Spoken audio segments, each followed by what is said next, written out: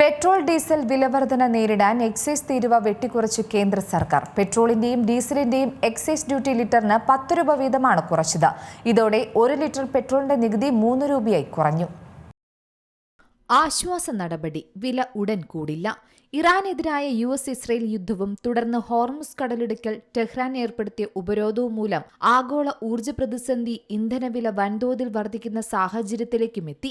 ചില ഇന്ധന കമ്പനികൾ പെട്രോൾ ഡീസൽ വില വർദ്ധിപ്പിക്കുകയും ചെയ്തു. മറ്റു ചില കമ്പനികൾ വിലവർദ്ധനവിന് തയ്യാറെടുക്കുകയുമായിരുന്നു. എന്നാൽ ഈ പ്രതിസന്ധികളെ നേരിടാൻ സർക്കാർ നടപടി ഉണ്ടായിരിക്കുകയാണ്. പശ്ചിമേഷ്യൻ സംഘർഷത്തിന്റെ സാഹചര്യത്തിൽ രാജ്യത്ത് ഇന്ധനവില വർദ്ധിക്കുന്നത് തടയാൻ നിർണായക നടപടിയാണ് കേന്ദ്ര സർക്കാർ എടുത്തിരിക്കുന്നത്. പെട്രോളിന്റെയും ഡീസലിന്റെയും അധിക എക്സൈസ് തീരുവ കുറയ്ക്കാൻ തീരുമാനിച്ചു.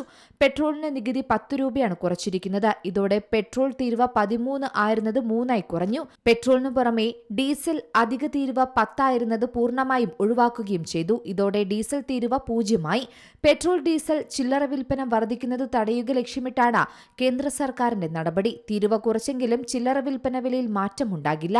പശ്ചിമേഷ്യൻ സംഘർഷത്തിന് പിന്നാലെ ബെൻ ക്രൂഡ് വില ബാരലിന് $100 മുകളിലാണ് നിൽക്കുന്നത്. ഇത് എണ്ണ കമ്പനികൾക്ക് തിരിച്ചടിയായിരുന്നു. കൂടാതെ കൂടിയ വിലയ്ക്ക് വാങ്ങി കുറഞ്ഞ വിലയ്ക്ക് വിൽക്കുന്നത് തുടരാനാകില്ലെന്ന് എണ്ണ കമ്പനികളും പറഞ്ഞു. ഇന്ധനവില വർദ്ധിപ്പിക്കേണ്ടി വരുമെന്നായിരുന്നു ഇന്ധന കമ്പനികളും സർക്കാരിനെ അറിയിച്ചത്.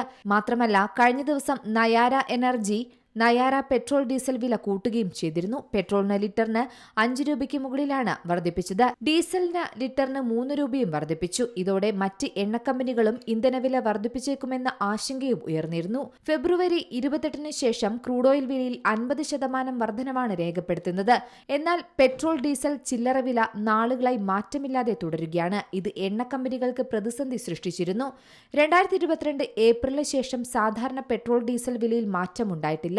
ക്രൂഡ് ഓയിൽ നിരക്ക് ഉയർന്നപ്പോൾ എണ്ണ കമ്പനികൾ വില കൂട്ടാതെ ബാധ്യത ഏറ്റെടുക്കുകയും നിരക്ക് കുറഞ്ഞു നിന്ന സമയത്ത് ലാഭമുണ്ടാക്കുകയും ചെയ്തു. ഇതേ രീതി തുടരുമോ എന്ന് തന്നെയാണ് ഇനിയും അറിയേണ്ടത്. എന്തായാലും ഇന്ധനവില ഉയരുമെന്ന സാഹചര്യത്തിൽ വലിയൊരു ആശ്വാസ നടപടി തന്നെയാണ് കേന്ദ്ര സർക്കാരിന്റെ ഭാഗത്തു നിന്നും ഉണ്ടായിരിക്കുന്നത്. News desk Zee Malayalam news. ഏറ്റവും പുതിയ വാർത്തകളും വിശേഷങ്ങളും വിരൽത്തുമ്പിലറിയാൻ സീ മലയാളം ന്യൂസ് എല്ലാ ഡിജിറ്റൽ പ്ലാറ്റ്ഫോമുകളിലും ലഭ്യം.